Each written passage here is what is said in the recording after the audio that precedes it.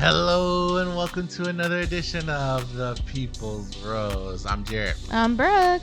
And we are a married couple, a happily married couple who love reality TV. We love to watch it. We love to talk about it. So we bought some, well, we didn't buy some. We got some recording equipment and now we're publishing it online in podcast form or video form if you're watching on YouTube. If you haven't watched us on YouTube, we are on YouTube. We're on social media at the People's Rose, and you can follow us there. This is the second episode this week that we're releasing. We had an episode about Big Brother and The Bachelorette. If you're looking for that, it's the one right before this one. But if you are looking for all that is Love is Blind Mexico and Love is Blind UK, you have come to the right episode. If you're ready for some cosas mágicas, why can't I say that? I don't know. This is the episode. If you're ready for some proper chat, mate, this is the episode. If you're ready for some que ondas y güeyes Chisme y chisme y fresonas, this is the right episode. If you're ready for some mates and chat, that's all I really know, huh? And beans on toast. Oh. This is the right episode. Again, we're going deep dive into Love is Blind. We had 2 finales in 2 weeks. Yeah. For UK and Mexico, and we're gonna chop it all up. Yeah. Oh, what do you want to start with? We'll do a coin flip. We'll do Mexico first. Let's start with Love is Blind Mexico. Okay, Love is Blind Mexico came out for the first time this year on Netflix. I have been longing for a reality TV show in Spanish to practice listening in Spanish. I'm sorry, I just can't watch telenovelas. It's just, I've tried, and some of them actually, but it's just not my thing. We watch so much reality TV, I knew it was the perfect content for me. And it delivered. Love is Blind Mexico had, I believe, was it 5 couples go to the altar? Or maybe less than that because some people didn't even make it that far. And so we had a lot riding on the line in that last episode last week, and we had the results from that, which we'll talk about, and then we had the reunion episode this past Sunday, which gave us more insight into everyone's relationships.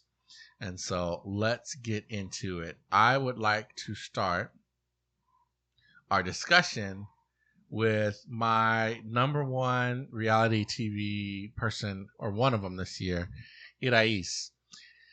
Irais entered the pods, a lawyer. Yeah. She's very knowledgeable. She's clearly driven. Successful. You have to be motivated to make it that far in that field.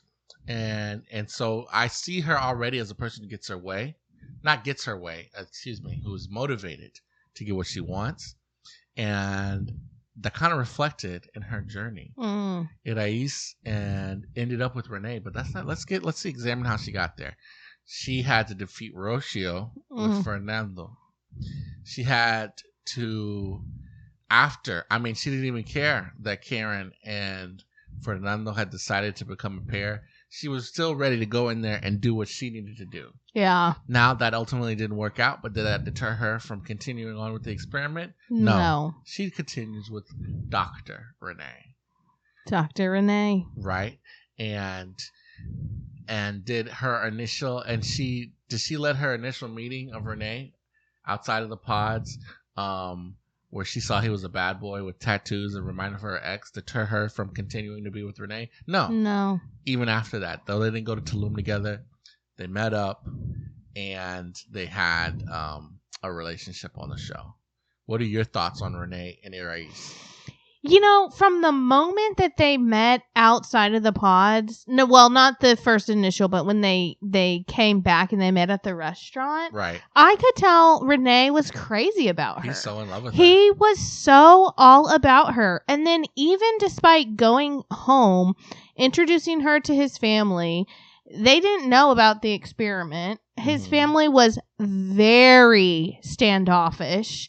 They were very much like, what are you doing? Why are you doing this? And he's just like, he held his own through it all. And he was like, I love her. Like, we're doing this. We hope you support us. And his sisters were like, we can't believe you're doing this. Yeah. Like, his dad was basically in tears. We found out that he has had a not a hysterectomy, a vasectomy. I was like, A vasectomy because he doesn't want to have kids. Also, I think he probably was out there just slinging it because, come on.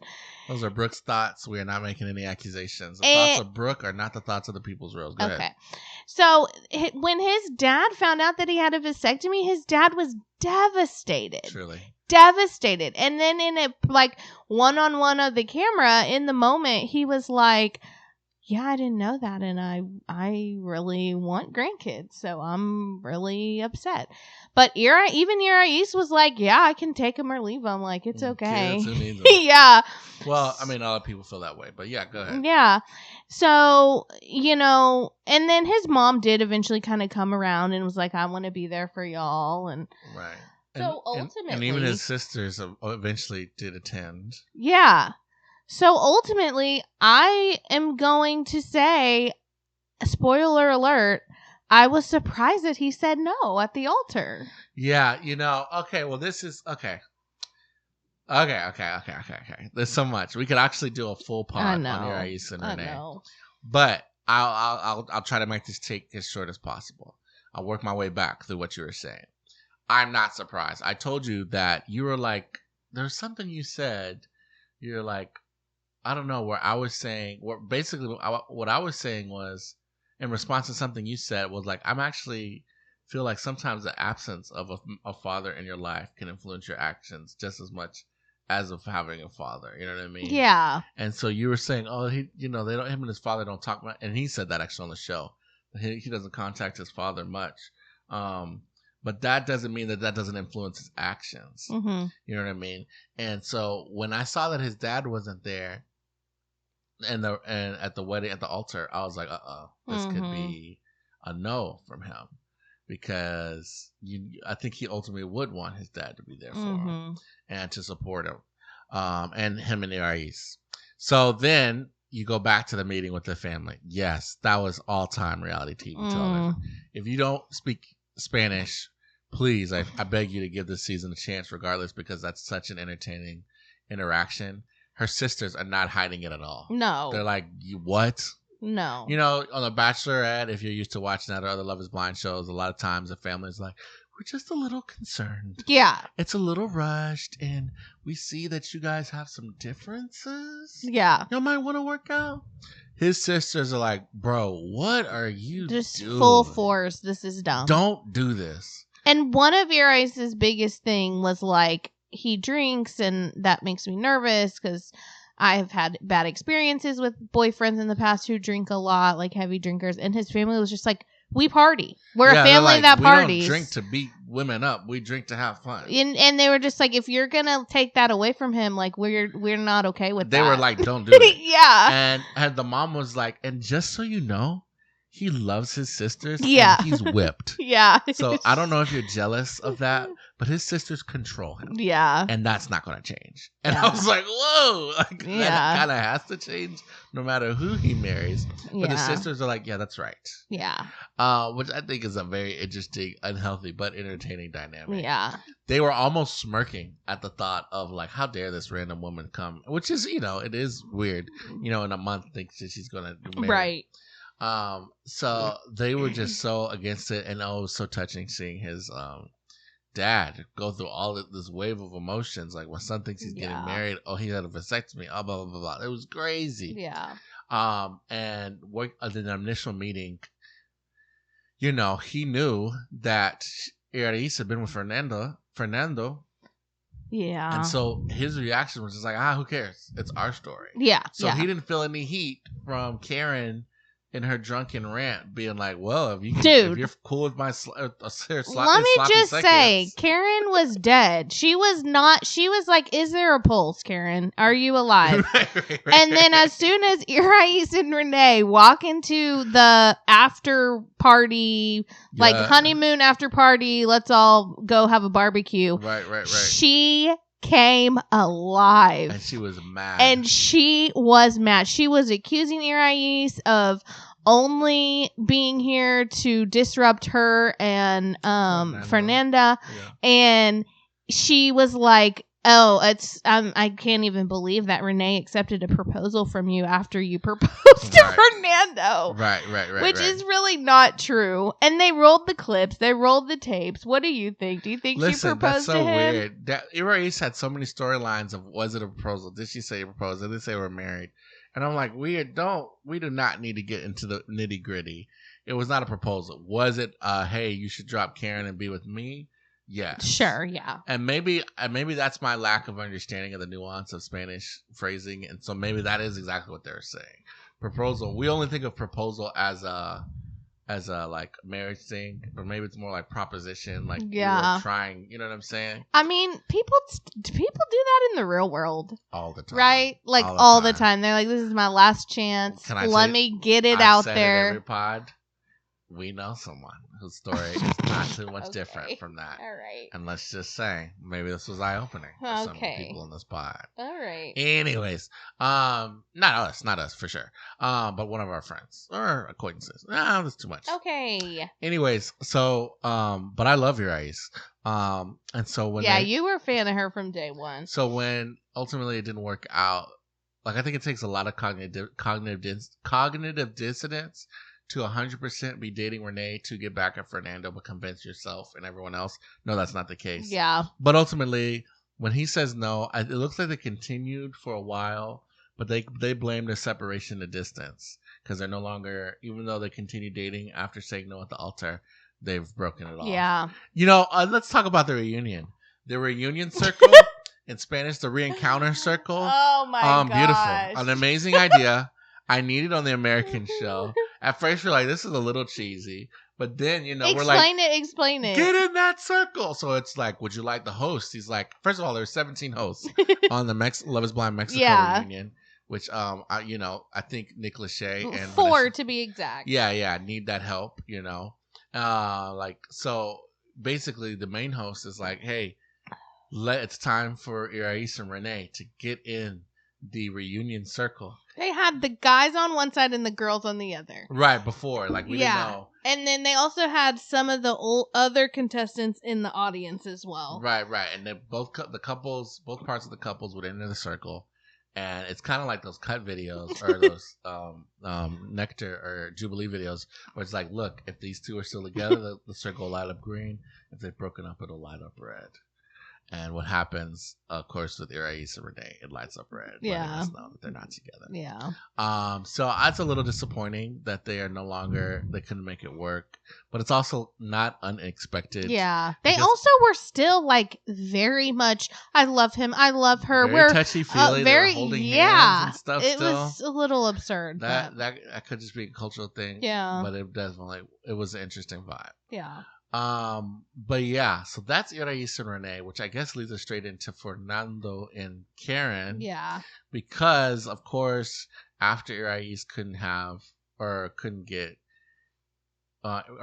couldn't get Fernando because he chose Karen. Yes. And Karen was rejected by Saul. Yes. So they actually ended up being maybe our most solid match. The best, yeah.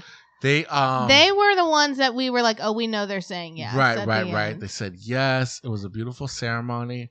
I kid you not. I teared up when they took a second to my gosh, talk about his love, not just for Karen, but for Karen's daughter from previous relationship. He got Emily, her a bracelet because she had gotten him and her mom friendship bracelets, and so he got her a nice bracelet, it was so sweet, and I was a little. Where she was crying. Yes, it was beautiful. It was so beautiful, and I was a little bit concerned because when his mom came, she was super happy and supportive until she found out that Karen had a daughter, and then you could just kind of see the light leave her face, and she was like, "This is going to be a really big decision, a really big responsibility for him," but he never wavered.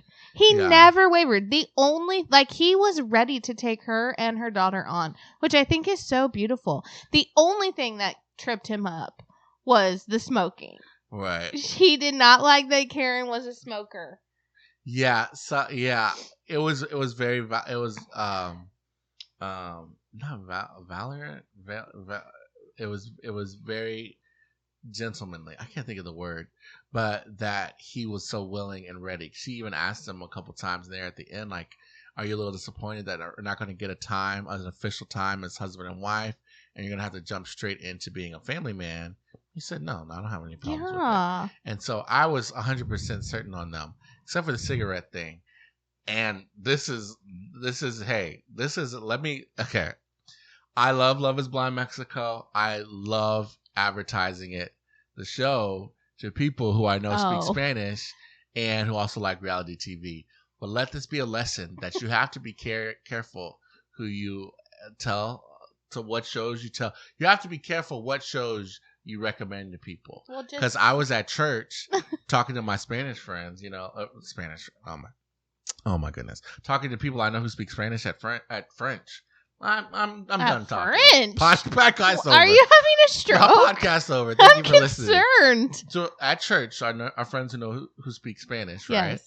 And Karen and Fernando have the scene where to resolve their smoking argument, they have intercourse.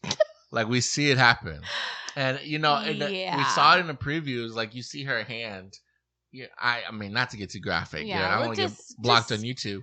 And I'm like, oh, clearly that's a tease. That's not, you know what I mean? No, camera's on. Yeah, and it's a little more explicit than the U.S. version, right? But it's not okay. It's not full frontal, but it's like no, but and so I recommended it to this guy at church, and he was like, yeah, we watched a bit of that, and they really show I was like, oh my goodness. So just, word of warning, when you recommend reality shows at church, make sure you've watched the whole season first. But you should still watch it. Maybe if that's too much for you, fast forward. Yeah. Okay. So Karen, Fernando, it was beautiful hearing that they had like-minded ideals, work-wise. They already had started a business that was doing well. They were successful. They were able to buy an apartment. Right. They had bought, I think she was happy. She said they bought a washer and dryer for the first time. So she was really happy about that.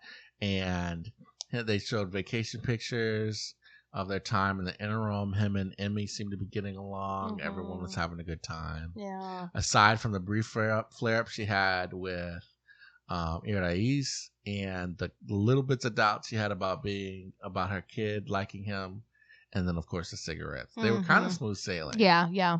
And so, I just wish them the best. Same. Okay, let's go to Willy and Franchesca. Train wreck, just a very slow moving train wreck. Listen, Willy, it's time to grow up. You need to learn how to take care of your emotions. He cannot handle his emotions. Yeah, I said this in my instant reaction that I posted on TikTok. They both need to grow up because he wasn't ready to make a commitment. Yeah, and process his feelings, and she was stuck around with a guy who broke up with her multiple times, said he did not like her, didn't think they were compatible. You can't just force somebody to be in a relationship with you. But she was going to try. She called him a man with no balls. She said he wasn't an adult ready to make adult decisions. Well, he wasn't. Right, but you don't say that. Then stick around? Yeah. Stick around. Maybe you just don't say that. You tell somebody they don't have balls. Yeah, so it was just a turbulent relationship. It was pretty. I mean, from the pod, she was like, "She's so certain, I'm not, but I like that she's certain, so let's do it." Yeah, like she was like really certain from the beginning, and then eventually he just kept saying his thing was, "We're not compatible," and I was just like, "What?" Yeah. Okay. And then the stuff they were compatible was like, she was saying. She wanted a man who took care of her and provided her, which actually comes up on the UK show. Yeah. It's an international concern of women everywhere. And he was kind of like, no, I think that's a little weird that you expect me to take care of everything. Mm-hmm. And these are some of those conversations that when you have come from a different place, I don't think it's realistic to get on the same page in a month. Yeah. Because more often than not, I actually think people have the same perspective. Mm-hmm. Now, there are people who are just like, I am not lifting a finger and you're providing every single thing. Yeah. And then there are some people that are like, if you expect me to provide you a cent, we are not compatible. Yeah. But I actually think most people are in the middle and want someone who will provide, but won't lock them up and not let them be ambitious. Yeah. They want someone who will take care of their kids, but also take care of the house in other ways if needed. You know what I'm saying? So but you can't do that on a dating show. You're not going to reach that same middle ground. No. But that was their whole big thing. He also claimed that he was scared about his parents, but they were fine. They were just we're if you're happy, we're happy. Right. And we don't talk enough about our even emotions. his sisters were kind of like, what's your problem? Like, right. Okay, it's fine. His dad was like, we don't talk about our emotional, but maybe it's time we do. I want to, Yeah. And he was like, oh, okay. Dang. It was almost like, dang. Yeah. I was counting on y'all. Right. He was like, I was trying to tell you. Right. But no, everybody was down. So when the wedding time came, I think it was obvious. Yeah. And her little speech was such a self-reflective. Mm-hmm. It was almost a little condescending. So then we get to their reunion, and she gives him back. Oh gosh, the family ring. It was some kind of family heirloom. I think it was a ring. It was some family. Maybe it was something. a ring. It was a family piece of jewelry. And she was like, I can't accept this. And he's like, I can't accept the gift back. I've given it to you. It represents our love. And she was like, well, I don't want to be involved with you anymore. Yeah. He's like, we're not involved. This is something that happened. And so it just went back and forth until she dropped it on the ground. He's like, I can't pick it up. And the host was like, I'll take it. Or somebody. Yeah. So they're clearly not on as good of terms as it. I don't even think they went to sit by each other. That's not surprising. Yeah, they were just broken up. It wasn't anything crazy. But you know what? And there's a world where Franchesca is one of my favorite characters as well. But because I like her like fiery, like I liked her personality a lot. Yes, and I like how determined she was. But I also was like, at some point, Willy, like, come on. And I liked her family a lot too. Her parents seemed very supportive, and her daughter was sweet. Yes. There was a lot on Love Is Blind Mexico. There was a lot of contestants, I guess we'll call them, participants that had children from previous relationships. Mm-hmm. I'd say way more. Yeah. Like on Love Is Blind season 6, I guess it was North Carolina, Jessica was like the only one, and they made her seem like she was a pariah, right? And it became her whole thing. Like, I'm proud. Okay, let me correct myself. Like her whole thing that she was proud to be a mother. You know what I mean? Which of course she is. Of course she is. But like that was just kind of like there was 10 of those on them. Like, right? Not 10, but you know what I'm saying. Karen had a kid. Chema had a kid. Francesca had a kid. So that was not a uncommon Saul thing. had one too, didn't he? Saul had a kid, even though he got the cut short on the experiment. So yeah, that wasn't as much of a thing here, but it's still something that navigated. Speaking of that, Saul and Leti, yes, they got cut short, right? They barely made it out of Tulum. Yes, I think she just was like so disgusted by him. Yes, because he wanted to be super physical and she didn't. Yes. Okay, but the thing that I cannot wrap my head around is they were both at the reunion, right? And they had a little snip of them talking about how, you know, they didn't even try. Like, they just were done. But she still wears her ring. She still wears her ring, and she's like, what did she even say? It's a sign of... that I can find love, and I found love. Like, I was what? Leti is a walking contradiction.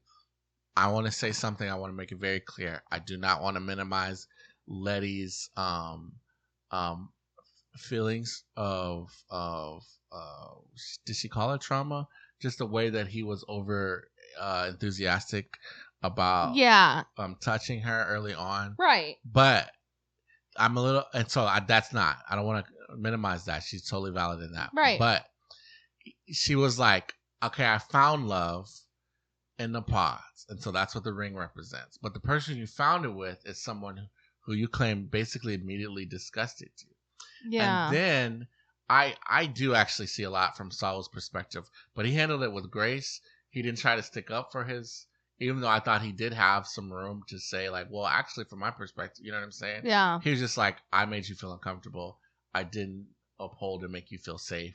And that's 100% on me. I did not want to, but I'm sorry for it. And he just repeated that. See, he just took his lashings, which is the best you can do. Yeah. Even if it's just an understanding. But anyways, But she said he repeatedly disgusted her Yeah. and pushed the line to the Yeah. point.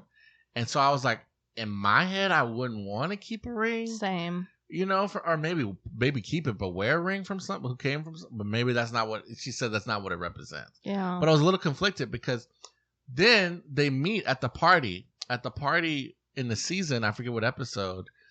That's the first time they saw Saul and Leti again, and everyone's like, "What happened?" At Sylvie's party. Yeah, Sylvie's birthday party, and she's like, they're both happy. They're like smiling, and they were like, "We met up, we talked, it didn't work out, but she's a great gal." And he's like, "Yeah, he's a good guy." Yeah. And I was like, okay, maybe I was hoping that like maybe they had like, listen, it didn't work out, and I came at it wrong, and I just couldn't see it, and we moved on. Right. But then and the circle back at the reunion and just come at him, which that's how she felt, and that's, you know, he did come on very aggressively. You know what I'm saying? And who knows? She says it continued. I didn't see it continue. Right. At least not physically. We only saw the one time, which was when they first met. Right. And he was like basically taking her dress off. Which is horrible. Yeah. You're right. If and like kissing her shoulder. Right. So I get it. Right. But, you know, so I was just a little confused. But in the end, they were another couple that didn't work out. Yeah. Then we also had Gerardo and Fernanda. Is they the last couple? No, Chema and Silvia. Yeah, okay, let's do Fernanda and Gerardo. I actually saw them as contenders. I thought they were going to make it. I thought they were going to be a power couple. That's what I thought was going to happen with them. That is not at all what ended up happening with them. I saw the cracks from the jump. You know what's so funny? I forgot to tell you about this. Just jumping ahead to one of the problems. She's a big dog person, mm-hmm. and demanded her dog be inside, right? Mm-hmm. And so you and I were watching like, well, okay, like that's a little weird that you would break up with someone if over that. Yeah, she literally said, if my dog cannot live inside, it's a deal breaker. Right. And so he said, okay, that's fine, but I have 2 dogs that are outside dogs, and they can't. They have never lived inside, so I need like time. At minimum 2 weeks to transition, you know what I'm saying, to the inside or whatever. At least my dogs. No, I think he was saying he thought his dogs were going to fight with her dogs. They are inside dogs. His dogs aren't inside dogs. His dogs are outside dogs. But in the end, they showed a picture of him with his dog in bed. Right. But I think that was him just instigating. Oh. So my point on this, when I brought that up, is like, we were watching that like, wow, she's weird. But I was talking to one of my coworkers, and they were just like, I cannot believe that Gerardo was trying to make her dog stay outside. Oh, like, he's such. And I was like, oh, okay. I guess there's more than one perspective to this. But listen, I'll tell you right now, and I'll admit, I am not a dog person. I'm not an animal person. Mm-hmm. So this is a thing that I cannot relate on. But I believe that could be a deal breaker for people. Absolutely. Yeah, definitely. I get it, but it was. I mean, it goes beyond that. The thing that I knew it was going, when I knew it was going to go south, was when she got livid that he did not tell her goodnight one night. Yeah. He just fell asleep and did not tell her goodnight, and she just thought that was like. Just the worst thing that he could do. Like, he doesn't care about her and all this stuff. And to me, that's a jump.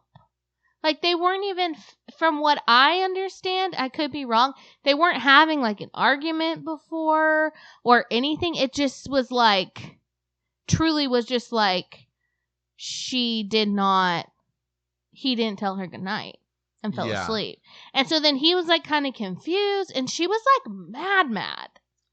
Yeah, it was a lot. Then there was the fitness thing. She didn't like that he was not like super athletic. Well, if you listen to all his family members, his brother, they were like, he's so athletic. Like, all he does, he loves playing sports. Oh. And he described himself. It's that they didn't like the same things. Oh. She wants to rock climb, roller skate, and do early morning Pilates. Yoga. And he was like, that doesn't sound fun to me, but I'll do it. Like I think at one point they show him waking up at like 5 to do Pilates, and he was hating it, and she did not seem to be enjoying that he was hating it. Well, and I just think that she was very unwilling to compromise on anything. Truly. And then at the end, she was like being physically violent. I don't know. We didn't see her actually hit him, but because she covered the camera, but we definitely could hear things being thrown. And then we saw the aftermath. We saw the carnage of their shared apartment after the towels that she covered the cameras were taken off. And it didn't seem like they had a civil conversation. There's another thing that happened in between them. They were saying that she wanted a lot more intimacy than he was willing to give. And she felt like that meant that he didn't love her. So there was that mismatch there on just their drive. Oh, and then there was the whole thing about him saying he didn't love her, but that's not really what he said. Right. And so, but also I could feel at that point it could be driven to be honest and just be like, well, I mean, not anymore. You know what I'm saying? So there's all of that kind of, for me, happened so quickly. It did. Because they were smoochies. Oh, you're the best. Oh my gosh, we're the best couple. Yeah. Oh my gosh, I love it when you play your guitar. It makes me feel so awesome. But I'm embarrassed because I can't. It was just all of that, and all of a sudden she's finger gunning. I'm like, I hate you. You know what I mean? Yeah. I was like, whoa. Yeah. And he seemed to quickly not care. I will give her that. He did. That's true. He did check out pretty quickly. That's true. Which also leads to his other option in the pods. It was more than just Fernanda. It was Fernanda. It was more than just Fernanda. It was also Mayfair, who I found out is also her name's also Fernanda. Freddie and Fernanda. Anyways, Mayfair was his other option. Can I say the most embarrassing thing that you can ever do, is sing in public? It's like there's nothing more embarrassing than that. What? Even at like karaoke? The most embarrassing thing you can do, come on, is sing in public, and that's why we revere those who are good at it because they're good at it. We revere those who are good at it and those who have lacked the self-awareness to sing in public, even though they're not good at it, because you're like, oh, they're free. You know what I mean? Yeah. They've been untethered from the chains of anxiety and security. Embarrassed, yeah. But the rest of us normal humans, that's the most embarrassing thing you can do. And so the fact that Mayfair I don't know if she couldn't tell or just didn't care that people were making fun of her for writing Gerado a song. And they're like, sing the song. And she just broke out into it. I had to mute the TV and walk out the room. But no, we watched it, and you see Franchesca and one of the other girls from the pods laughing at her. Not Franchesca. Yes. Franchesca. Yes. Because Franchesca was friends with Fernanda. But Mayfair, I knew it from the pod that her vibe was just always going to be better with Gerardo. Mm-hmm. So I wasn't surprised when at the reunion. Oh gosh. That was another weird thing that they kept. I guess Fernanda was late, so she got a grand entrance. But it was after that they had a conversation where they said that Mayfair and Gerardo had gotten together after the experiment, but then they were kind of coy on whether or not it had actually worked out. And then all of a sudden he's like, "Here, okay, I'll do it." And then he kissed her, and she did not see him like, oh, she didn't swoon or anything. No, just kind of like, oh. Hey. And then I was a little confused, so they made him stand on the circle, and I was like, well, if he kissed her and they're not together, that's the weirdest thing I've ever seen. And it went red. And they were like, yeah, we're just friends. And I was like, what is going on? It was very bizarre. I was like, am I missing something in translation now? But no, it just felt weird. It was very weird. And then after that, Fernanda comes out. Yeah. And then they're like, Fernanda, did you hear all that just went on? And she was like, yeah.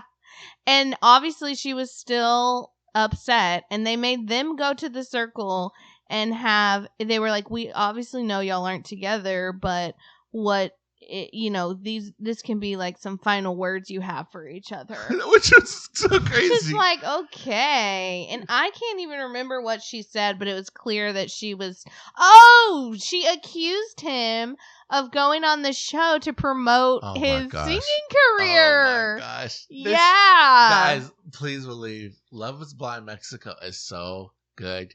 every single one of these couples deserved their own hour-long pod breakdown of Yeah, this. for real. To accuse him of being a singer that came on the show for Celebrity, I thought his answer was great. Yeah. So many times on American reality shows, the guys or the girls who do that are like, no, it was for true love. I was writing those songs for you. Gerardo was like, yeah, duh. I was like, I told you I was a singer. I brought my guitar out all the time. I said I wanted to advance my music career. Is this why are you shocked? Why are you saying? And she was like, oh, well. And he's like, yeah. And I was like, you know what? Fair play. Fair. I thought he was so tall during the show, but slowly but surely I realized that he was just average height dude. Yeah, I think the other guys were just short. Yeah, I just think we were dealing with some shorties. So that was their story, which leaves us with Chema. Hi, baby. Chema. Hi, and Silvia. Which were a couple that I think were beating the odds. Yeah. Even for the entirety of the show. Yeah. Everyone doubted them, except I guess the viewers, because I believed in them. I didn't. And okay, maybe it's just me, because also my coworker was like, "Oh no, I never believed it." I didn't trust him. And maybe that's knowing a little more about the cultural context of people like Chema. Leads to more doubt, but I had none, and so I was like, I will say though, I will give you this. He really did appear to be very into her. I and think even on the honeymoon, they were like, Chema, this is not who we would expect you to be with. And who was it that knew him from the past? Franchesca. And she was like, I know who he's been with in the past, and she looks very different than that.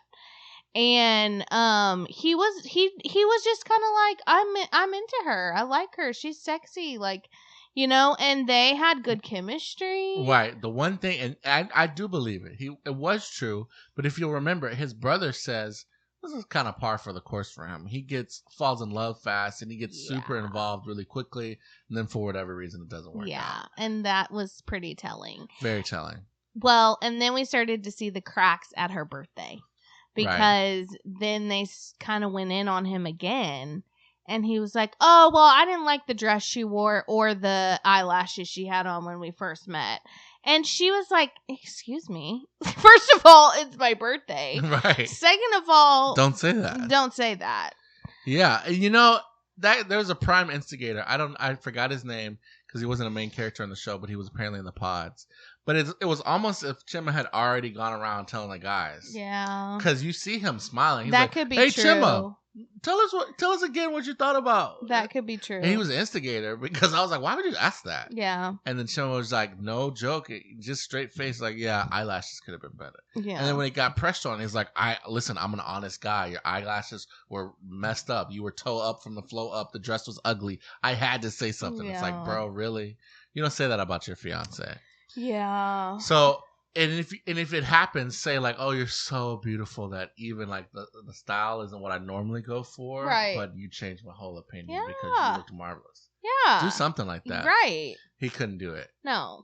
So, which their and he just was like, you know, I'm just honest, but you're beautiful. I love you. Right. You know. So, and she accepted it, but you saw a little bit from her too that she was kind of like, okay, yeah, but kind of hold it in her back pocket, right?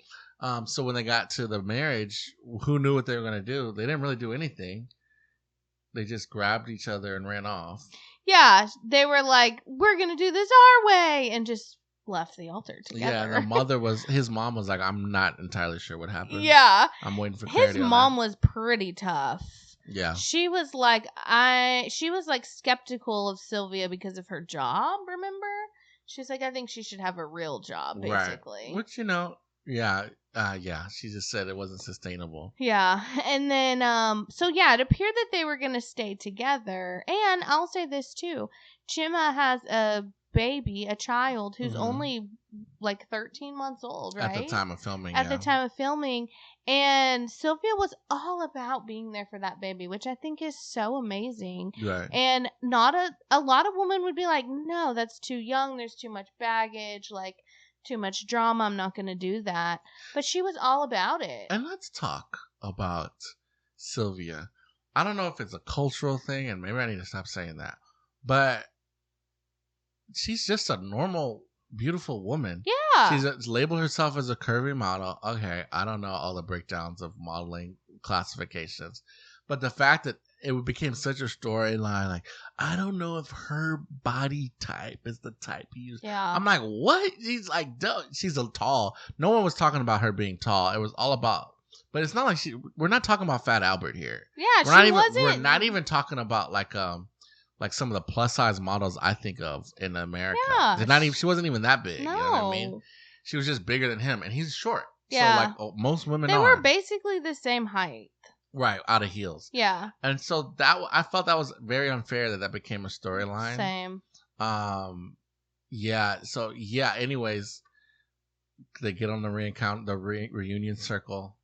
It lights up red, and she's not in the touchy-feely I love you. You know, all season they were pretty just like the fun-loving, ha-ha, giggles, fun times couple. And she had really switched up her tune at the reunion. Right. Like, you could tell she was salty and not happy about something. And it really seemed like she was blaming him for the end. Yeah.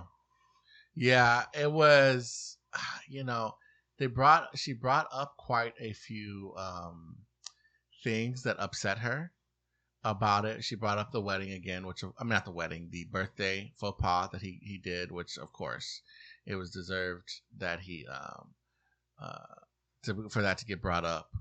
But just in general, it felt like she didn't feel like he was truly committed to her. Yeah. And to the process. Right. And I forget they said why exactly. Oh, she said, and they said there were things that he needed to fix that were going to take too much time to fix, or that he couldn't fix. They didn't get into specifics, but that didn't involve her. The fix wasn't a thing she could be involved in. I'm like, is he a secret agent on the run from Algerian? You know what I mean? Yeah. Like terroristic plot. Like, no, what's going on? Right. But no, it was some personal issues that led to their breakup. Yeah. She was not happy about them. Yeah. But I'm glad she stood up for herself.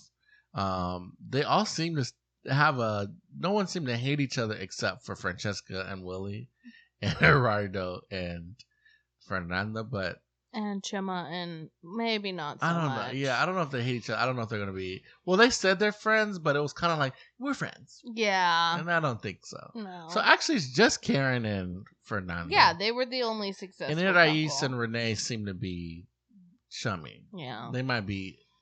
Anyways. So that was that. Those are our couples. The reunion, great. I like that it was a little different pace than the American one. And I know the hosts were fine. I thought they were okay. I love that they brought in who seem to be people who are a little more accustomed to hosting a reunion show. I've forgotten their names, but just think it's like they brought in Andy, what's his name? Cohen, even though he's in trouble. Andy Cohen and someone else. I forget. He's in trouble. I didn't send you that TikTok of what he sent to Brandy Glanville. Oh. Yeah. So it was a good season of Love is Blind Mexico. I really hope you enjoyed it as much as we did. Should we wait to talk about UK until we see the UK reunion? Because it's coming out Monday. No, let's talk about it now. Okay. I want to talk about it now. I got something to say right now. Okay. And there's a microphone in front of me. All right. So let's get into it. Love is Blind UK. I've decided to do this total interview. No, do this total podcast. Please spare us. In my authentic accent. Okay, that's horrible. That's horrible. Dang, I really don't have a British accent anymore. No, you don't. That's unfortunate. I don't think we should be doing accents. Okay, you should be doing accents. Let's get into it. Love is Blind UK. Love is Blind UK also was running concurrently to Love is Blind Mexico. And so it made for a nice change of pace. We had the finale. We had our couples make it all the way. We had 6 couples. Is that true? 6 couples make it to the end, and we had to see the altar decisions. Yeah. So it was jammed-packed to finale. Well, can we just say, out of 6 couples, we saw 3 marriages? 3 marriages. That's a record for Love is Blind. I think they've had 3 on the American before. I think they've had 3. Yeses? 3 yeses. I'm pretty sure. I don't remember. I can't remember the nitty-gritty, but it doesn't seem like that's out of the realm. It seemed to me like it was out of the realm. Yeah, they've had they had 3 people make it all the way and 3 people not, but that's 6 couples in total. So we don't want this to be a 7-hour pod. So we're going to talk about everything we can this time, and then we'll get into That's fair. More of it with the reunion. So it's kind of like splitting the 7-hour pod up into 2. Yeah. So we'll do that next week. Okay, but let's talk about let's do a yes first. Okay. Let's just do it in the order. Sabrina and Steven. We can make this quick. I think from the beginning it was like, they're cute. They like seemed each like other. A great match. They seemed mature. They're not going to let these things get in the way. They had obstacles that if they didn't want it to work out, they could have stopped them. Yeah. She was a little bit more serious, I think, than he was. Serious in, like, personality-wise. Yeah, serious. Yeah, but... Which I'm not saying is a bad thing. I'm just saying it just... I don't know. They just seemed... Yeah. It's not like he was like a prankster or anything. They seemed like a well-fit. His friends were very brutally honest, like, this is crazy, but if y'all like it, good thing. I can't even imagine. He said he hadn't even told them he was going on the show. Yeah, so imagine your mate goes off. Yeah. You're like, and it's not weird to not see your mate for a couple, for 4 weeks, you know what I mean? Well, but one of them was his brother. And remember? But it's not weird to not see your brother. Okay, but they take their phones away. And if I hadn't heard from my sister in 3 weeks... a text, a call, something, like, we would be out looking. Like, that's not... Well, they get their phones back after 2 weeks. Is it 2 weeks? They do 10 days in the pods, and then I think they do a week in Tulum. So 2 to 3 weeks. It's the same time. Who cares? All I'm saying is if you're one of my loved ones... contact me. At least let me know you're going to be off the grid. Get in contact with her. Okay, so yeah, and then her family... was a little apprehensive, but they liked him. I think, they were like, well, we've seen you sad before. We've seen you heartbroken before. Right. So we don't want to have to go through that again. But it seemed to work out. Everyone seemed to like each other. We weren't really doubting it. If we were maybe feeling like it's possible they do let's continue to date but not get married, but we're like really into each other. But no, they did it. They got married. Beautiful venue. Beautiful ceremony. Everything was beautiful in that place except for those... I don't know what to call them. I've been saying cream, but it's not even really cream. It's like a... I don't know. The color of the walls in that venue, in the castle mansion. It's kind of like an orange. Yeah, like an orange creamsicle, but not appetizing. And it had the black marble. Yeah, that really dark marble. But not everyone got married there. They all got married in that building, but not in that room. Yeah. So yeah, it was a beautiful ceremony. They both said sweet things to each other. They both seemed very committed. There's Steven and Sabrina. Yep. Then who do we have next after Steven and Sabrina? They had Demi and Ollie. I think so. Demi and Ollie. I told people, listen, if Ollie had ended up breaking Demi's heart, I was gonna fly out to UK and find it myself. If Irais is my favorite in Love is Blind Mexico, I would say that Demi is my favorite. Demi was awesome, and her family was so awesome. Her dad just loves her. She is his little girl, apple of his eye. And he just seems like he probably doesn't say much, but he means when he says. And when they met her family, they went bowling, and that was just super cute. And her family seemed fun, yeah, and relaxed. She seemed like have a great relationship with her siblings. It just was really beautiful, and she had a great personal journey of self-growth. And that she said, I didn't think I could be the one to be around a bunch of beautiful women and still have confidence in myself, or think I was deserving of love and being married to someone. But I know that I have that now. I know that I look good. I'm very happy with myself. And I was like, you go, girl. You know what I mean? Yeah, the producers seem to write a story of Ollie being into looks and and maybe he wasn't going to be into Demi's look, but he did seem to be into her look. From the beginning, he said, "Oh, I said thought she she looked has really good." curves, and I love her curves and all this. But then when we were at the honeymoon, they were struggling. Well, he never said anything about not being attracted to her. He was always into her. Right. But he did kind of slow down, and they never really picked that storyline back up, and that he wasn't eager to jump into intimacy.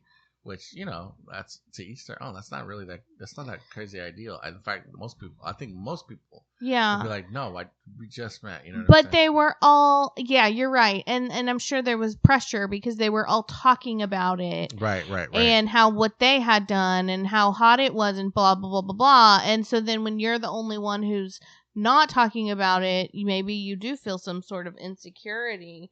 But it got to a point where he was just like, I'm ready to go. Like, I don't like this. I feel uncomfortable. Well, he did bring up his ADHD. That was way later. Right, but that's what I'm saying. Oh. He brought up his ADHD, that when he feels overwhelmed, it's a big deal for him. That's true. So that's another thing. We live in America, live in Houston, Texas.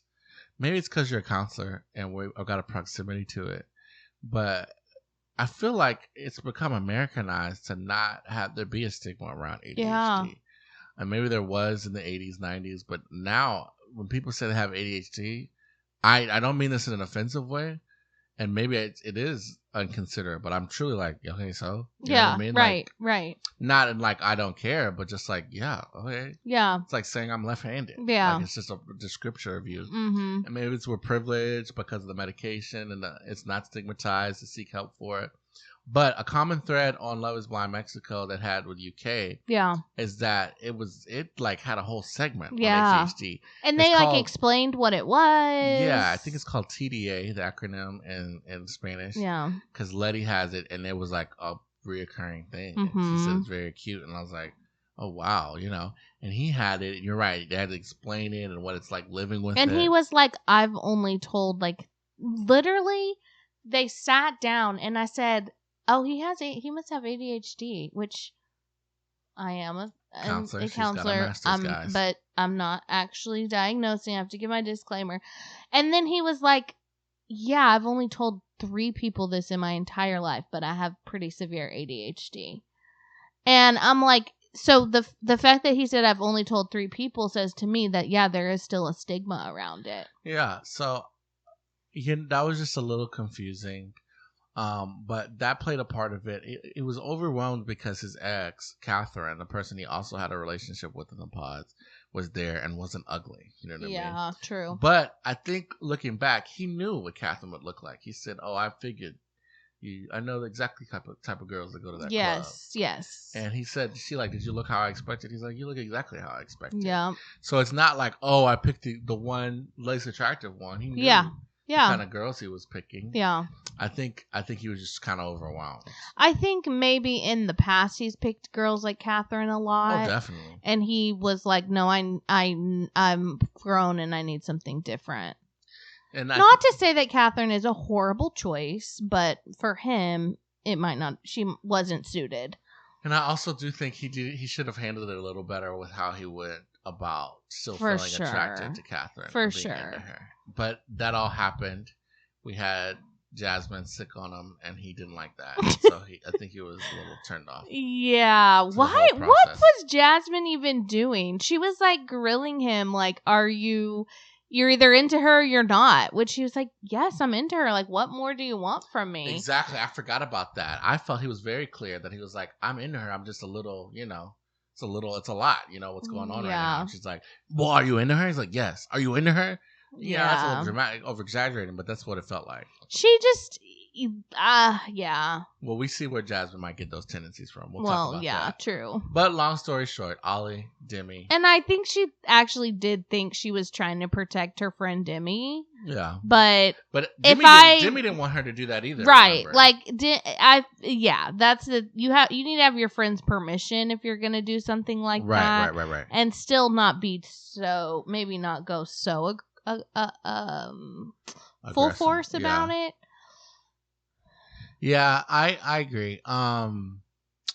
Yeah, so I was going to be upset if they didn't work out, but they didn't get married, but it happened in the best way possible, and that Demi made a choice for herself Yeah. that she knew what she was deserving of, what she needed to commit to someone as a wife and as from them as a husband. Yeah. And her and Ollie weren't there yet. Ollie wasn't there. And so she was looking forward to continuing on, but hey, and I think that's amazing. I do too. To acknowledge, I love you, and yes, I do want to be with you, but this is what I need. Yeah. And I need to see you get there before I commit. And if you can't, you know what I mean? At Yeah. least show me the steps you're taking. Right. Or the real commitment, then we're not going to get there. Right. I actually think she might have said yes had he not ghosted her for 3 days. Yeah. That is inexcusable. As much as we've been easy on Ollie, I'm like, what was that about? Yeah.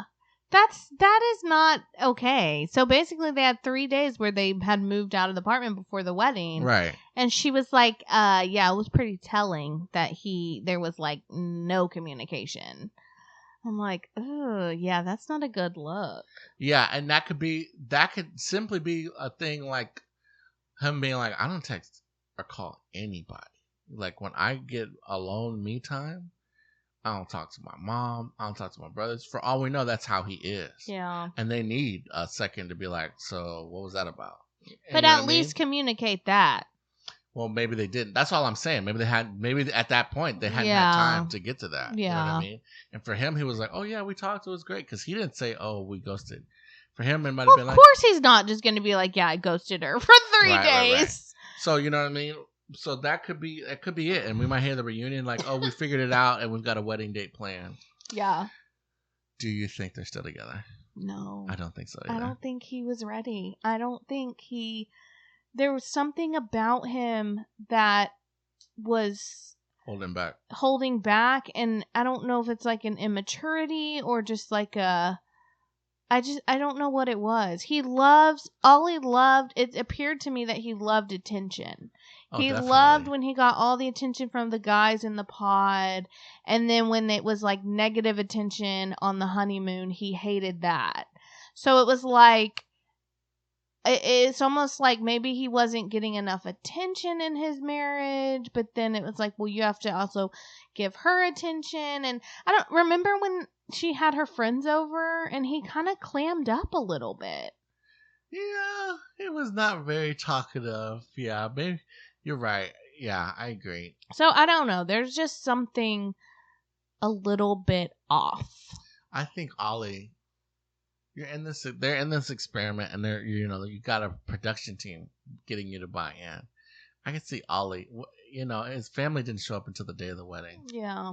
I could see Ollie like getting out, taking a breather, not talking to her for another 3 days, and going, what was that about? Yeah. And being like, that was crazy. Yeah. From his perspective. Yeah. And Catherine, I would see her doing the same. Yeah. But we'll see when it comes to reunion, if they're still together. Yeah. Let's keep this pace going. We got Catherine and Freddie. No, we gotta wait. They were the bombshell. Right. So after Ollie and we can do Maria and Tom because they were. I don't even want to do it. This is basically all I have to say. They weren't really compatible. They weren't. He was very bougie. Well, I don't think bougie is the word. I think classist is the word. Oh, you know what? Thank you. I agree. I think because he told her, yeah, I wanted to give you a chance in the real world after I found out what your job was. And then it was like this whole big thing. The other thing was she wanted a man to provide for her. Right. And he was like, no, you need to work too. He said, I need my wife to work. Yeah. Not need like he needed the money, but like he wanted a wife who worked. Yeah. So I think it just comes down to value issues and classism, honestly. And it was sad because Maria's father has passed and he, obviously wasn't there, and she was like really feeling it, and her mom was there, and her mom was so open to Tom and so welcoming and was just like please, take care of my daughter, basically, and love her, and call me mom. Yeah. And then he dumped her. Yeah. It's interesting. I do think class is an accurate description. We don't have much knowledge about the separation of accents, when it comes to associating them with class and wealth, and when it comes to British accents. But we saw people saying online, like, oh, it's so obvious he picked Maria over Tash initially in the pods because Maria has a posher sounding accent than Tash. And so taking that into account with how he feels about jobs and people working, to think it's not a stretch to think that colored his views on who he wanted to be with. If someone sounded like they're a little upper crust as opposed to someone a woman of the people. So that was it. I never expected them to get married. Me either. I'm talking about to the honeymoon. I remember him sitting. I can remember the scene where he was sitting, and I was like, oh, these two aren't going to work out. I'm surprised. He answered. She didn't answer, but she seemed like she was going to say yes. And I'm a little surprised by that too. I think, well, he answered first. Yeah. Which I think gave her the leeway to seem like she was going to say yes. True. Because I don't think she was going to say yes. True. She was crying. She was sad. She was emotional, but not in a happy Sabrina way and Steven way. And then like, oh gosh, true. This is about to be a hard thing that we're about to do. Yeah. That's truly all I have on Maria and Tom. It'll be interesting to see if they are friendly at the reunion. I doubt it. Or if they're kind of like Willy and Franchesca, where they've even more set in their differences. Probably more of that. So we had Maria and Tom. And then we had Bobby and Jamsmine. And they're also a couple we believe in and rooting for. But honestly, I think they're my favorite couple. They're a great couple. I love them. Oh, wow. I think, and I have not said this really while we were watching. Yeah. Jamsmine, she's a little firecracker. Definitely. And she kind of reminds me of myself. She's also gorgeous, okay? Gorgeous. When they first got back from from Corfu? Yeah, Corfu, whatever. We're not rich. And from Greece. And they got their phones and their internet access back. She pulled out a laptop. I was like, what's this? And it was a video he recorded 4 years ago or whenever of him. What was music video. How the song goes? I don't remember, but we can look it up for the next pod. Yeah. And he's, of course, like dancing on a yacht, and there's girls in bikinis. Yeah. And I'm like, that's not a big deal. But she was kind of like setting expectations, like, don't do this. Basically, don't think that you're gonna be with me doing this. And he was, yeah. And he didn't have any problem. He was like, that was a long time ago. Like, okay. Yeah, he definitely was, and she seemed very much into him. They only had one big obstacle, and that was, of course, the tornado that flew in from the Philippines. Her mother, who demanded to be involved in her life. Yeah. And basically had some tough questions. Her mom was also a firecracker, but maybe even a firework. Yeah, okay. What's the difference? I don't know. So anyways. That out. That's good. In fact, that's a TikTok. So yeah, looking back, the moms and dads that come on the show and give their kids a lot of grief for getting married in a month on the show are made out to be villains. Yeah. But it is like, I just met this guy that you're going to marry tomorrow. Yeah. And I only have the next 24 hours to advise you on it. Yeah, I'm going hard. Okay, but she was out of pocket. She literally said, she's like, people who are uneducated are hard to have a conversation with. Yeah. She's like, what's your education like? Oh, no, you're at a conversation with. Yeah, she said people who are uneducated are hard to have hold a conversation with. Yeah, and then that she was like, "Oh, I don't know if you make enough money to live in London. That's very expensive. Or provide for my daughter." Or for my daughter, she said, "I need you to tell me about every little fight you have." She's like, "No, that's not good for the relationship." I will say, before they met her, Jamsmine was like, yeah, my mom's really tough. Like, she's probably going to come in hard and, like, lay it all out. And, you know, and I was kind of like, oh, Jamsmine, like, give it to him with a little bit of, like, Right. It's going to be okay. I'm going to be there for you, right? Because she didn't really, So they didn't show her saying that. I was like, you have to say, you can't just excuse your parents or your family and be like, they're bad, so what? Right. So I was concerned going into it. I was like, oh no, like, is Jamsmine gonna be on her mom's side, you know? But then she really did stand up for Bobby. Right, which is the key to a good relationship. Yeah. You're with your spouse, you know, for this reason, a man leaves his mother and father, is what Christ Jesus says, a little sermon there for you. But yeah, you have to stick together. And so the fact that she was willing to acknowledge the advice of her mom, but also say, but this is our relationship. Yeah. You know what I mean? I think was a great sign. Yeah. Even said that, even that said, I was a little worried the wedding day. She was very nervous. Because she was like, she's like, my mom, we had another conversation and she just harder. told me all of her concerns. And that was off camera. So imagine that. And she was like, so of course I'm going to take my mom's thoughts into consideration. And then she was crying a lot. And I was worried because she wasn't making the right kind of eye contact. It seemed like tears of like, I'm about to break this man's heart. Right. But it could have been tears of like, I'm about to go explicitly against what my mother, who loves me, says. Yeah. But at the end of the day, they both say yes. Yeah. And not only do they both say yes, her mother's like, am I scared my daughter is going to make the same mistakes that I made? Yeah. Her mother had multiple failed marriages. Yes. But looking and seeing how happy she is, how could I not be happy for her? So I love my daughter. She told Bobby that she loves him. Yeah. And when Bobby was like, oh, I'm going to take care of your daughter, she said, I love you. Yeah. You know what I mean? Yeah. That's a big sign. Right. To say to your child's partner, spouse, that quickly, hey, I love you. It's like, it's a sign of I'm on your side. Ultimately, even though I might be in the nitty gritty and like noise you don't like, you know what I mean? Right. I do ultimately feel like she's got Jamsmine's best interest in heart. Oh yeah. Some parents are controlling, and it's because they're egotistical narcissists who want to live vicariously through their children.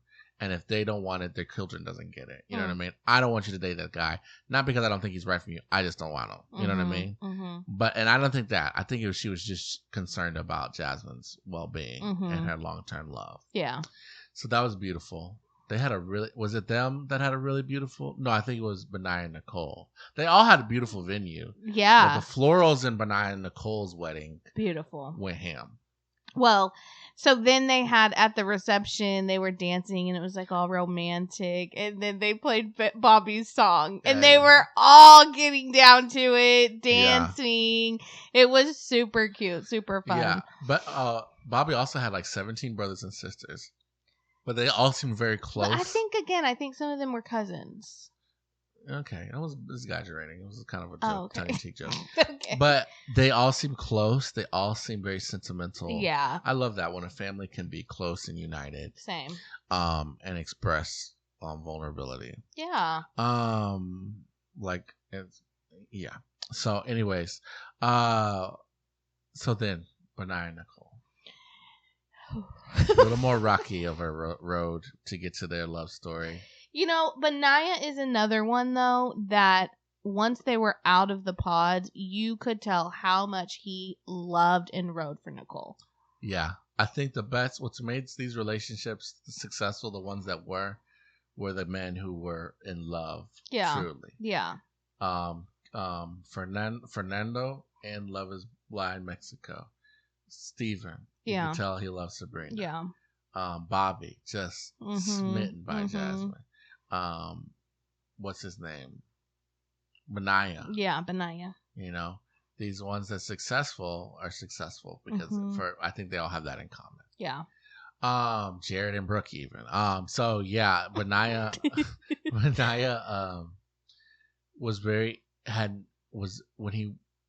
when Nicole initially broke up with him, we found out last week that he went to Germany to visit his family, and they said they'd never seen him that sad. Yeah. It was kind of scary how sad he was. But then Nicole and him, they reconcile, picks himself back up. So I was a little worried when Nicole met his parents, his mom and sister. Yeah. And I guess I was having trouble reading his mom at first. I was like, "Uh-oh, is this going to be bad?"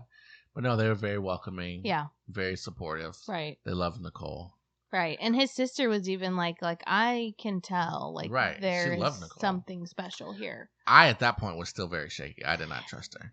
Nicole, there was something almost, not, I don't want to say standoffish. But maybe she was a little guarded because she's been married before, because she had this stuff with Sam. I think she was a little bit guarded. Yeah, and I said this when we were watching. She's like the opposite of Jen from The Bachelorette, who I felt communicated very clearly, was very good at expressing herself. And Nicole, sometimes I felt was the opposite. And yeah, she's not a great communicator. Yeah, I didn't really understand some of her points. Maybe it was the editing thing, but yeah. So, however, she did say at the wedding day, her two concerns were, he's used to this nomadic lifestyle. What if he feels trapped? And that I can understand. But I can't remember the other one. Well, she's been married before, and so she needs to know if he's really ready to be committed. Yeah, through the hard. Right.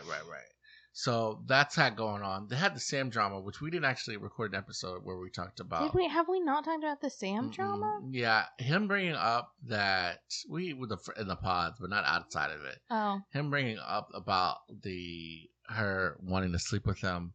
Really, you're right. It was interesting. His motivation. I think we don't know. I think I come on the side of that. Sam never meant it from a good place. No. Sam did not strike me as a guy who's like, I'm just looking out for you, Benaiah. Yeah. I believe more that he was trying to hurt and how he was characterizing that interaction. But Benaiah handled it in a great way. He said, do not talk about my fiance. Yeah. Like that. No matter what. You know what I mean? Bringing that up without her knowing, her consent. You know what I'm saying? And that was a thing, too, that tells a lot about Benaiah. He wasn't mad about that. He wasn't, or at least we didn't see him be mad about the fact that maybe she wanted to be intimate with him. He was mad about the fact that Sam would tell her private business like that to potentially hurt him, when really you're just hurting her. Right. And it was really telling of why Benaiah treated Nicole. Yeah. So we didn't have any doubts about Benaiah, I don't think. No. My only doubts were Nicole, in that I felt like maybe she just wasn't feeling it or wasn't ready. Yeah. But no, they had a beautiful ceremony. It was very small. It was very small, maybe 20 people total. Her dad couldn't make it. His family couldn't make it because his grandfather was sick. Yeah. But it was beautiful and it was intimate. And they had a dinner at this huge table, which I thought was really fun. Yeah, and they both said yes. Yeah. Said I do. They're committed to each other. He had really beautiful. He was one of the guys that had really good vows. Mm-hmm. Bobby had immaculate vows. Yeah. When I thought that there was a chance Jasmine was going to say no, I was like, how do you say no after that? And maybe that's why. No, I'm joking. But he had good vows. And Benaiah had good vows. Bobby had really good vows. There was another guy that had good vows, I had thought. Or maybe it's Demi's who had good vows. I don't remember. But that was always such a telling sign when they did the, do you say I do? And they go, I love you. And oh. Yeah. That's the kicker. Which had happened with our final couple.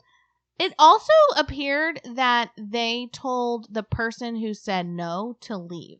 Yeah. Which is different from America. Mm-hmm. You always see when the person who got dumped leave. Right. Right? So it was really actually unfortunate, because then you're sitting there alone at the altar and you just got dumped. Yeah. It was so interesting to see the reactions of that. Demi, after that happens, she goes and leaves, and her dad follows her. And he gets up. He excuse himself. He's like, oh, I'm just going to go check on her. He sits and he was like, oh, we don't have to talk. I just want to be. Yeah, that was so sweet. And it was so sweet. And he just said, I'm proud of you. Yeah. It's she said, he's like, if you're happy, I'm happy. Yeah. And that was beautiful. Catherine's dad, which we're about to talk about, did the same thing because, you know what happened. Freddie says no. Yeah. And he goes, but she didn't want consolation. She said she felt numb and wanted to be alone. Mm-hmm. And I almost wanted to reach through the screen and be like, girl, you need your dad right Yeah. now. You need, like, you don't even know it. But this is like, one, you just don't get that often too much with parents anymore. You're both adults. Yeah. You know what I mean? This is a chance where if there's any chance for an adult woman to be consoled by her dad, it's getting turned down at the altar. Yeah. Like, come on, girl. Right. But let's talk about Catherine and Freddie. I never thought they were getting... I just thought it would go down differently. Well, yeah. We just saw previews of him bawling. Yeah. And his friends consoling him. Yeah. And then her walking out, right? So it was kind of obvious that they weren't getting married. True, that's true. But it was like, but what is the story? Right. So he's a funeral director who is kind of a homebody, and she is I forgot her profession. She likes to party. Now she likes to go out, and she's bougie. She said she was bougie. Now, people, yeah, she does like to party and go out, but I mean, she's got clubs she likes to go to. I don't think Freddie knows the name of one club. What they were okay? So when Nobu. they met her friends, Mm-hmm. she was like that. He was like, I'm kind of concerned that I don't know if I can keep up with the lifestyle that she wants. Right. And her friends were like, and she was like getting a little defensive and was like, it's not like I want to go to Nobu every night. And he was like, what's Nobu? Exactly. He didn't even know. So that's what I'm saying. That's the disparity. Yeah. I don't think he meant it to be rude. Right. Like, oh, you're always trying to party. That was horrible. You're always trying to party. Yeah. She was just like, not really. Like, I don't party like that. You know what I mean? I'm not a girl that needs to party, even though that, I think, remains to be seen. Right. Like, we don't really know her lifestyle, but we know that his lifestyle is chill, and she's not as chill. Right. He was laid back, relaxed, and joking, and when he tried to be like that with her, she's like, why are you joking all Which the time? really bothers me. I'm What's sorry, but that bothers me. I don't know if that was just like that day she was in an irritated mood, and that I can understand, but it just was like that really dimmed his light. The rest after of the show, that moment, he was not jokey, laughy, smiley. He was and even serious his face. sister was like catching on to that. Like, you are not yourself with her. Exactly. She's like, don't change. You know what I mean? But I think he loved her so much that he was like, okay, I need to be serious. Yeah. And she didn't even seem to notice. She didn't be like, oh, you're not sure? You know what I mean? Yeah. Now, let's also talk about changing yourself. He was joking, laughing. She didn't like that. But she went and flirted with Sam. And was all touchy-feely my God. with Sam saying, like, he looks like my ex. And that made me so upset. Yeah. Because when they... so they're at this one of the parties, right? And she kept saying, oh, Sam looks like my ex. He looks so much like my ex. And not like, oh, wow, he looks like my ex. She's like, oh, my gosh. Yeah. He looks just like my ex. And Freddie was just kind of like, knock it off. So then Freddie says something about some other girl being there pretty. Girl, what? Yeah. And he's like, well, what? You've been talking about Sam looking like your ex, so obviously you think he's attractive, right? Mm-hmm. And so then after they have this little tiff, she goes and talks to Sam, and she's flirting with him. Oh my God. And she said, oh, your ring, that's the ring I wanted. Nicole had just given the ring back to Sam, and she was like, oh, what's that? And he shows her, and she's like, oh, that's the ring I wanted. The one I have is a knuckle duster, which I had to go look up. Do you know what that is? Just a small ring. Yeah. No, when I looked it up, brass knuckles came up. Oh, yeah. So I think she was saying, like, it's not pretty. She doesn't like it. And that is so sad. Because Freddie got that ring for you. Mm-hmm. He picked it out. He wanted to give it to you. And now you're just talking crap about it? Right. He also, that was another thing, the day of the wedding, he got a really nice earrings. That matched the ring. And her ring was huge. Oh, okay. Her diamond was huge. So she was just... So I don't get it. And then in the moment, she was like, yeah, I guess I like to flirt. Like, Oh, Catherine. Yeah, she says, I Girl. like to laugh and joke around and smile, but I don't know if that's flirting. You're like, no, that's flirting. She also came into the show with a bit of reputation for people who like British reality TV. We did not know this until afterwards, but this is her third appearance on reality TV. Dating reality TV. Dating reality TV. She was on two Something about Ibiza themed dating shows in the UK. One, she was the crazy ex of a man that was on the show. They had hooked up, and she was coming back to get her man, and everyone's like, "What? You got what?" So she was deemed truly like people who watch that show. That's the context they had of like, "Oh, that's that guy's crazy ex." Then she went on another one that again we haven't watched these shows where she went on a blind date with somebody. Yeah, seems like so. I mean, dating in reality TV is not something that's new to her. Yeah. So that's I think what's coloring my perception of her saying, "Oh, no." But after she gets the rings, at least the way it's edited, it looks like she's thinking, "Oh man, maybe I should say yes." You know what I mean? Yeah. Like I love Freddie. Maybe it's time to settle down. And she was like, "And I don't think he would get me this gift if he wasn't going to say yes." Because she was also, which I was kind of thinking too. I agree. I think that was proper reasoning. But he's going the other way. Yeah. And he's getting more and more like, I don't know. Yeah, his sister was like, sorry, I hate to do this, but I have to because I'm your sister. I'm not. I think there's too many differences. Right. And he faced it head on. It was very hard to do what he did. He said, "No, I don't think we're ready. I love you. I want to date you. I don't think you're ready." Yeah. She walks off. He gives her time. He talks to her family. Yeah. You don't have to do that. But I thought that was very respectful of it was him. respectful. And it's if you really do want to be with her, you got to explain to her parents why you just embarrassed her like that. And they seemed to respect it. They were a little bristly, but they actually seemed very sweet. Yeah. But the dad did the dad thing. He's like, "So now, what's your intentions with my daughter?" Yeah.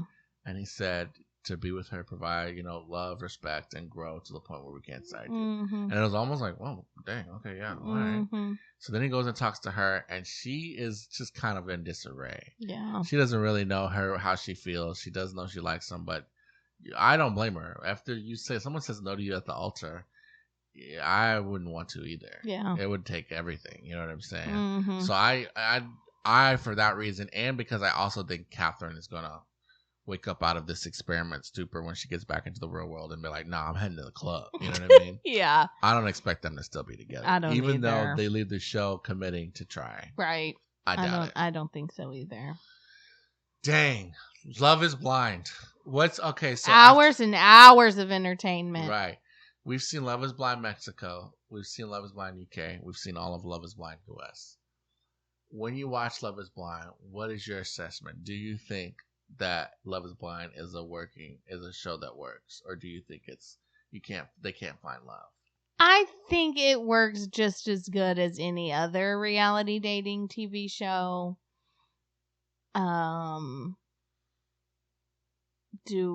Does that mean I think it's the best mode? No. Does that mean I think it's the worst? No. Yeah. But if you look at I'm neutral. I feel like it can work. If you look at the numbers of contestants, because we're just thinking about the couples that match, but the total contestants on the show, most of them don't get engaged. Yeah. But the ones that do get engaged, they do. And then of those people, some of them do. But the ones that do happen, it lasts. Yeah. It truly lasts. Here's what I think it comes down to. The producers have yet to cast just a butt ugly person. Yeah. They wouldn't do that. So you go on the show, you have unless some people have reacted as if the person was butt ugly. We have to think about Irina or and Zach. So I take that back. But from most people's perspective, these people are average to attractive. Yeah. No one's in there just been like, "I love them so much, but I'm physically repulsed." Yeah. Except for Irina, who But and then you've got that, and then you've got people working and living it out, right? And then with the biggest thing is doing it all so quickly. But after watching shows like Indian Matchmaker and Jewish Matchmaker, I actually do believe, not in arranged marriage, but I do think it can work. Yeah. You know what I mean? Yeah. And so this is kind of like a half arranged marriage. And I do think it can work. I think so too. And I think ultimately when you're married, you should strive to make it work out. And so when they make that commitment, there's no reason for it not to sans abuse. You know what I mean? Mm-hmm. Or you get what I'm trying to say, but to figure it out and work it out. Yeah. So that is our Love Is Blind extravaganza. Do you have a Bricks Buzz segment? No. No, this has gone on too long. It's gone on long enough. It's gone on long enough. I want, just for the sake of starting it, because it's a new segment with the rose winners. We didn't prep for it, but just to get the ball rolling, to keep that inertia. Who would we like to give a rose to? It can be any bronze, gold, we want silver, to definitely or give the People's Rose to Jordan Childs. Yes, because she has been unfairly treated. Yeah, and gotten her bronze medal taken away. But guess what, Jordan? We have something even better for you: the People's Rose. The People's Rose. And you know what? You will always be the bronze medal winner and holder in my heart forever. Beautiful. In addition to the People's Rose, I will give a gold rose to Demi for standing up for herself and having the wherewithal to do what's best for her. I will also give the People's Rose to Gus Walls. I thought it was very beautiful. He's the son of the Democratic nominee for vice president, and he just, as a dad, seeing him get up and scream, that's my dad, and being proud and showing that level of emotion, I think is a good thing for men to see, and so I'm really supportive of that. And then in the now canceled Jared's reality sports segment, I do have some reality sports news. I'm seeing reports that oh my goodness, what's her name?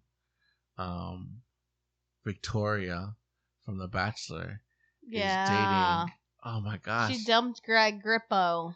Well, she dumped him, but she's dating a football player, a quarterback whose name escapes me at the moment. I want to say it was Drake May. Know. But it might not be Drake May. But maybe I'll go in there deeper. We'll do a full segment next time. Guys, we've had action. We've got jam-packed couple episodes. If you didn't watch reality TV, just listen. You could have listened to this podcast and got all you needed to know. Full recaps. So thank you for listening to this Love Is Blind podcast. And we hope you check out the Bachelor and Big Brother podcast prior to this one if you haven't. We can be followed on social media at The People's Rose. You can look at our beautiful faces on YouTube at The People's Rose, or TikTok and Instagram, and just subscribe. It really helps us out on both YouTube and on the podcast platform of your choice.